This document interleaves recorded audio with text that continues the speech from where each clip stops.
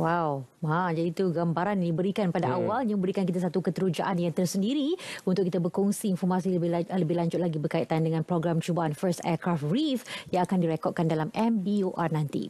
Jadi untuk kita mengetahui dengan lebih lanjut berkenaan perkara ini, kita bersama dengan dua orang tetamu di studio pada pagi ini, iaitu Datuk Seri Salihuddin Hassan yang merupakan Presiden Persatuan Perkhidmatan Tadbir dan Diplomatik Malaysia PPTD, dan juga Dr. Noh Hasmat Abdul Aziz, Exco Sukan dan Rekreasi PPTD. Assalamualaikum buat keduanya. Waalaikumsalam warahmatullahi. Baik, pertama sekali kita ingin kongsikan terlebih dahulu berkaitan dengan PPTD itu sendiri, siapa sebenarnya yang menganggotinya dan berapa jumlah ahlinya terkait ini. Okay, terima kasih kepada Selamat Pagi Malaysia, kepada Hani, kepada Munawar. Salam keluarga Malaysia. Untuk makluman semua, kita ni daripada Persatuan Perkhidmatan Tadbir dan Diplomatik, ahli-ahlinya adalah daripada Skim Perkhidmatan Tadbir dan Diplomatik PTD. Sejarah kita agak lama. PPTD sendiri dah wujud pada tahun 1950. Dah 72 tahun dah. Dengan nama asalnya lah Malayan Civil Service Association pada tahun 1950. Dan bertukar kepada menjadi Persatuan Perkhidmatan Tadbir Diplomatik pada tahun 71. So dah 72 tahun.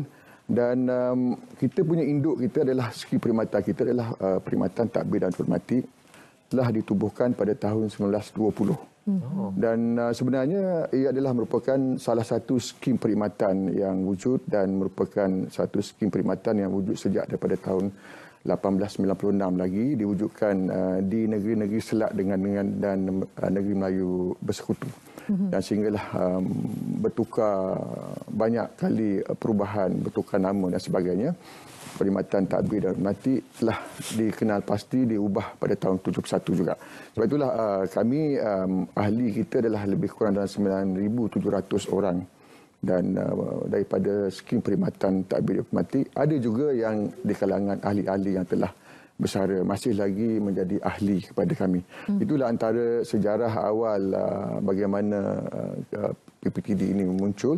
Dan untuk makluman juga, perkhidmatan kami ini lebih kepada perkhidmatan dalam dan luar negara. Di kalangan diplomat, di kalangan di pejabat negeri. Negeri ini adalah negeri-negeri Melayu bersekutu yang macam Selangor, Perak, Pulau Pinang, Melaka dan sebagainya. Sebahagian daripada anggota pentadbiran negeri adalah di kalangan PTD. Begitu juga di pekat kementerian dan jabatan. Itu di antara urusan kami, dan kami ini lebih kepada melihat menggubal dasar dari segi aspek-aspek ekonomi, pembangunan, aspek trade antara bangsa dan sebagainya. Itulah antara skim perkhidmatan PTD sendiri. Dan persatuan ini wujud adalah untuk menggabungkan tenaga ahli-ahli dan dalam menjaga kebajikan ahli. Dan juga dalam memberikan ruang kepada ahli untuk berpersatuan. Sebab kami ini semua sibuk dalam bidang berbeza dengan duduk di negeri dan sebagainya, ada luar negara dan sebagainya. Dan melalui PPTD inilah ahli-ahli kita dapat bersama-sama berpersatuan dan mengadakan aktiviti-aktiviti di luar pada tugas hakiki. Dan kita menggalakkan ahli untuk membudayakan kebolehan masing-masing, sebab masing-masing ada kebolehan. Dan sebab itulah maka lahirnya lah kumpulan ini. Kita ada tim ahli-ahli kita yang sampai ke peringkat antarabangsa. Dr. Asmat sendiri pernah memecahkan Malaysia Book of Record pada tahun ini. Itu adalah the longest cycling dekat Sepang International Circuit. 24 jam pada tahun ini. Itu antara kita rasa bangga untuk kita menonjolkan keupayaan ahli-ahli kita ni dalam berbagai-bagai bidang. Kita ada one lady nama dia Sheila Sami Velu, memecahkan rekod 20. Dia pemegang rekod. Half marathon. Wow. Negara. Sampai sekarang lagi masih lagi rekod tu dipegang. Belum dipecah lagi. Begitulah antara benda perkara-perkara yang katakan termasuklah kita punya tim-tim yang melibatkan diri dalam bidang 4x4, banyak terlibat dalam social CSR.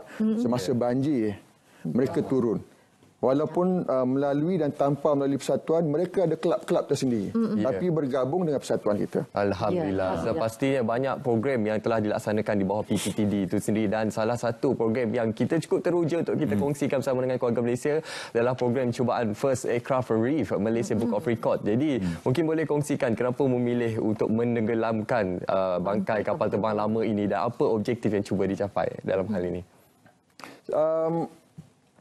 Kita rasa ini adalah satu perkara yang belum dibuat percubaan di Malaysia.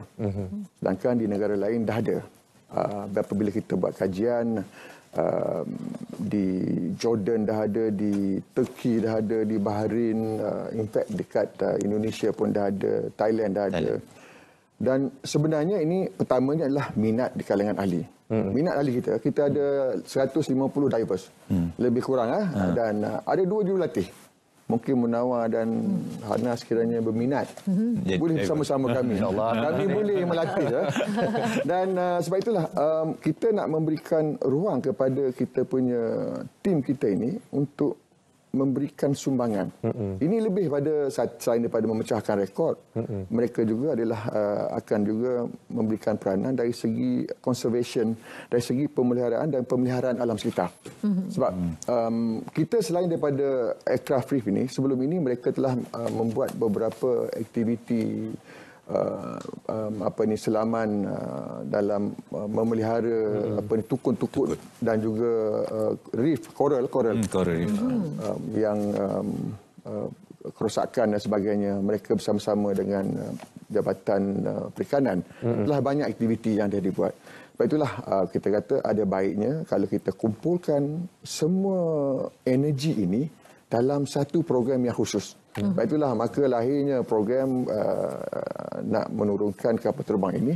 Pada kebetulan pula kita telah disumbangkan 2 rangka kapal terbang yang telah tidak digunakan oleh Dokken dan daripada itulah bermulanya lah perjalanan kami untuk menurunkan kapal terbang ini. Ya, baik. Dr. Azmat, saya tanya sebab pernah menciptakan rekod sendiri. Kali nak menciptakan rekod baru yang seperti ini.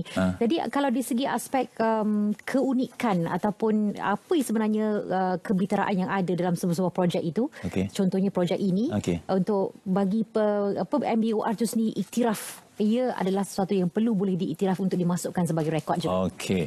Kita dah plan macam Dr. sebut tadi, our PPTD diver ni dah plan ni daripada 2020. Tapi masa itu kita dengan PKP susahlah kita laksanakan. So 2021 kita approach sebab kita tengok memang dekat Malaysia ni tak ada lagi rangka kapal terbang menjadi tukun. Jadi dia panggil tukun tiruan lah sebagainya. So kita approach Malaysia Book of Record dan Malaysia Book iktiraf kata dasahkan ini boleh menjadikan one of the record lah. So satu benda yang kata orang dalam 2 dalam 1 lah. Macam Dr. Sri sebut tadi, selesai daripada untuk kita nak conserve alam sekitar, same time kita PPTD pun boleh kata mencipta sejarah. So kalau kita nak buat satu benda tu, maksud saya kata tu we do our best lah untuk capai satu benda yang tahap yang tertinggi kalau boleh. Seperti yang doktor nyatakan tadi, ideanya bermula pada tahun 2020 tapi kekangannya disebabkan oleh pandemik COVID-19. Mungkin boleh kita perincikan lagi berapa lama sebenarnya tempoh perancangan tersebut dan juga sehinggalah ke tempoh penenggelaman bagi bangkai pesawat tersebut. 2020 hingga 2021 kita plan 2020 tapi sampai 2021 kita start because kita nak jumpa meeting pun quite difficult because untuk makluman kami ni semua ni ada kerja hakiki.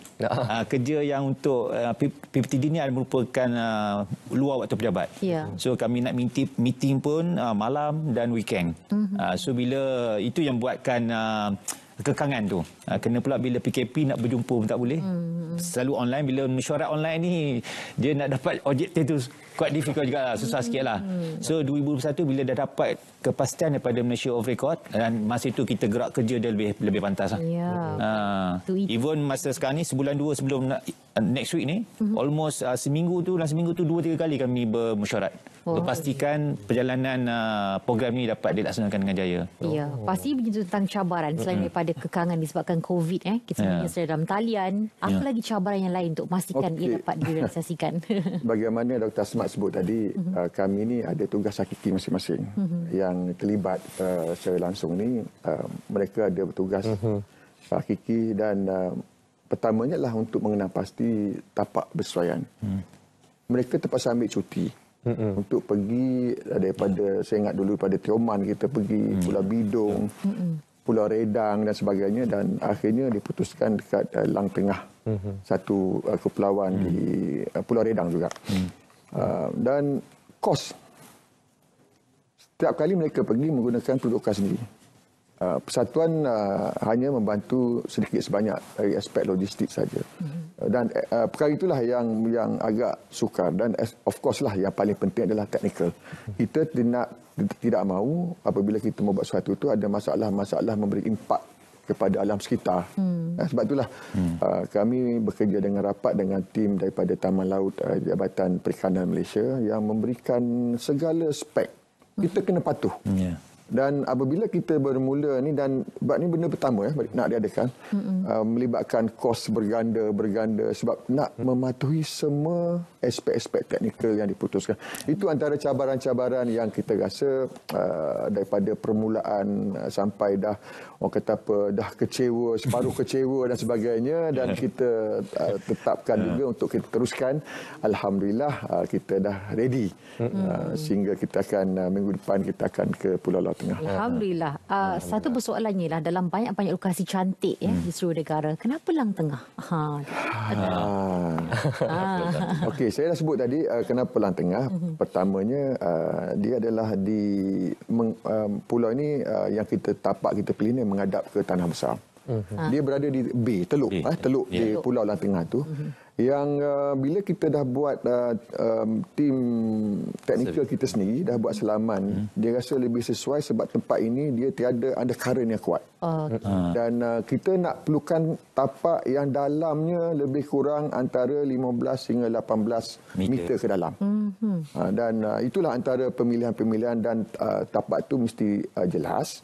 Dan tidak boleh ada koral-koral keliling.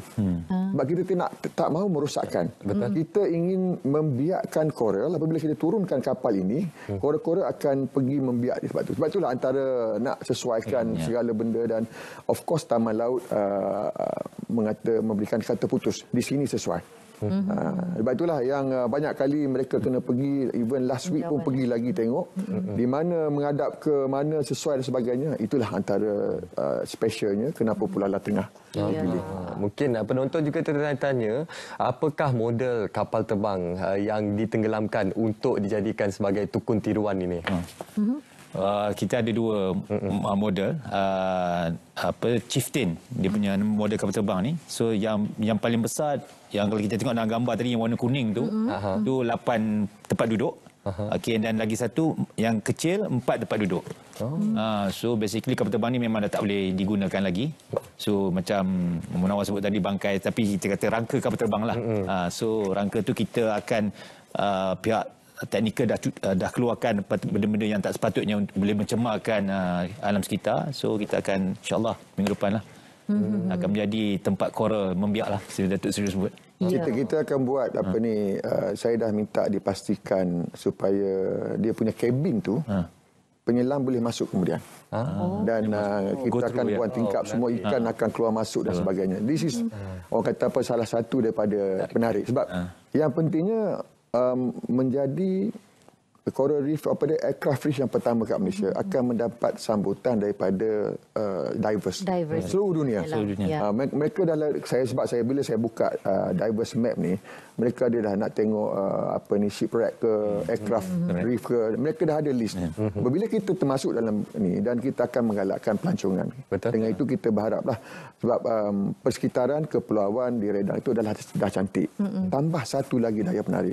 Itulah hasrat kami daripada PPTD lah sebenarnya. Ya, dan salah daripada hasrat lagi adalah tentunya untuk melestarikan alam sekitar, dan dalam masa yang sama kita nak lebih khusus lagi tentang peranan tukun itu sendiri dalam memperbaiki eko. Apa sebenarnya boleh kita kongsikan lebih lanjut? Bagaimana dapat membantu? Sebenarnya tukun ini adalah tukun tiruan ni, perkara ni bukan perkara yang baru. Dah ada tukun tanah lembik, tukun tanah lembut, tukun bulat dan sebagainya yang menjadi tanggungjawab Jabatan Perikanan. Pertamanya adalah untuk membiak ikan untuk menggalakkan pembiakan ikan, jadi rumah baru ikan. Dia ada juga yang kedua adalah unjam. Unjam ni adalah benda-benda yang lebih lebih temporary, daun, kelapa dan sebagainya. Semua tempat pembiakan ikan. Tetapi apabila tukun ini diturunkan, ikan akan membiak, koral akan terus berkembang di situ. Dan selain daripada yang dibuat cube dan sebagainya, kita ada juga tukun-tukun apabila kita menenggelamkan kapal. Tempoh tahun 2019 kita menenggelamkan kapal kapal nelayan daripada luar negara, daripada luar pencerobohan. Kita ada turunkan kapal APMM dekat Perairan Terengganu untuk dijadikan sebagai tukun. Itu antara benda-benda yang kita rasa satu perkara yang sentiasa dilakukan oleh Jabatan Perikanan dan juga oleh Lembaga Kemajuan Ikan Malaysia. Yang pertama itu adalah ini. Yang kedua adalah untuk mengelak apabila tukun ini dia buka tunda daripada negara luar masuk, mereka tidak boleh menggunakan pokok berkenaan sebab ada tukun. Itu antara benda dua antara satulah daripada dan kita yang ini sebab tu kita ambil sebelah dalam dengan harapan tiada pencerobohan masuk daripada kapal-kapal luar. Sebab itulah kita pilih sebelah dalam Teluk di Lang Tengah.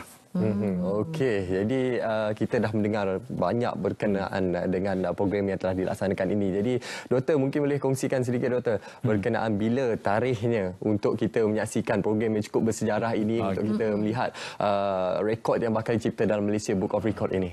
Sebenarnya yang menama tengok dekat kita punya banner tu, tarikh dia 19 hingga 22 Mei, ini minggu depan. So 19 tu kita akan start turunkan kapal terbang tu sebab proses tu bukan macam kita teruskan. Dia memang take time. So 19 hingga ke 21 tu lah. So hopefully insyaAllah apa yang telah dirancang dia oleh pihak, kita ada tim teknikal yang diketuai oleh Docken Resources. Ini memang dia pakar lah untuk membuat tukun dekat Malaysia ni. So dengan macam Datuk Seri sebut tadi, Jabatan Perikanan, Taman Laut. So proses tu memang makan masa 2-3 hari lah. Kita membayangkan sekali jadi. Bukan letak. Because kita faham air ni atas tu nampak mudah. Bila dia masuk bawah tu, kapal terbang tu kita dah kosong. Memang berat tapi still boleh dibawa oleh current air lah. Sebab tu kita ada pemberat dia, kita buat konkrit anchor dia untuk ikatkan rangka tu di bawah. To make sure bila ada ombak besar ke current yang kuat, so benda tu tak akan bergerak. Baik. Proses yang dalam itu akan dapat dipertontonkan kepada khalayak nanti. Ada. Kita akan dokumenkan. Dokumen dan ada FB Live nanti. FB Live pun ada insyaAllah. Okey, jadi jangan lupa untuk sama-sama kita saksikan hari yang begitu bersejarah ini. Hari-hari bersejarah sebab mengambil masa beberapa hari pastikan dia dapat ditenggelamkan dengan baik dan menjadi tukun tiruan. Dan pasti ia akan memelihara juga sebahagian daripada kelestarian alam sekitar yang akan dijaga dari masa ke masa. Dan kita harapkan projek ini akan dapat diteruskan lagi selepas ini insya-Allah. Kita akan jemputlah Menawar dengan Hana pergi. InsyaAllah selepas ini.